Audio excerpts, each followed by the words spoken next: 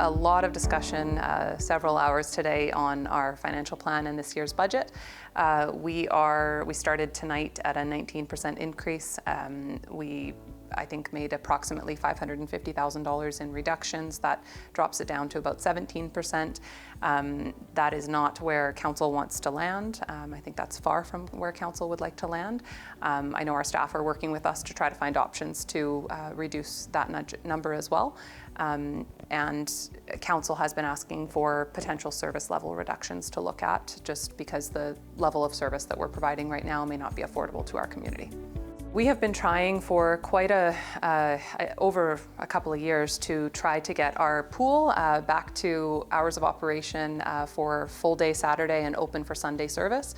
That was lost during COVID when we lost a number of lifeguards and had a hard time hiring back after that. Over the last few months, our staff have done a fantastic job of attracting new lifeguards, training people up. We have a full complement of lifeguards now, and so staff came to us with a request to add $110,000 to the budget to be able to open full Saturday and Sunday service again. And at that point, we thought, oh, we can't add to our budget. So today we went through a number of service changes that we felt would help sort of control some of the costs, so that the increase to be able to offer those new days would be less impactful. So we made some minor changes to operations. We're closing Monday afternoon, but we're opening for a full day on Sunday. We're opening Saturday evening, but we're going to allow fewer people into our Everyone Welcome swims on Tuesday and Wednesday, I believe. So some changes that we think will have balanced that cost and reduce the amount of new funds that we need to offer the Saturday and Sunday service, while still being able to keep the pool open and operational as much as possible. The city just recently started doing lead testing following the school district doing it. And so we've started doing preliminary tests on our facilities, and so far there have been a couple that have been minorly over. No big concerns. We've taken mitigating approaches to make that drinking water safe. The only one that did come back with a significant concern was the Industrial Heritage Center. We have since turned off the specific tap at that facility, as we've deemed it not safe for anyone to drink, even if it runs for a certain amount of time.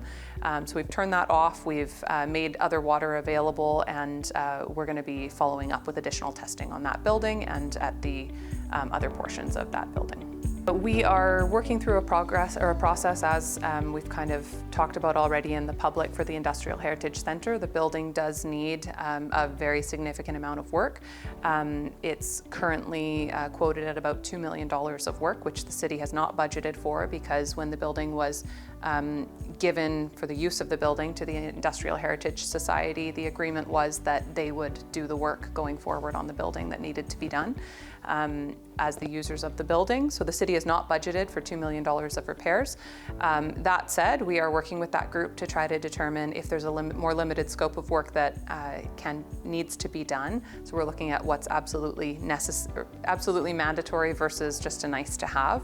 And we're also looking at ways that they can help do some of that work with city support. So more information will be coming forward. There's a lot of options being talked about as very future potential options, but certainly no decisions have been made. We're nowhere near kind of that point in the process yet.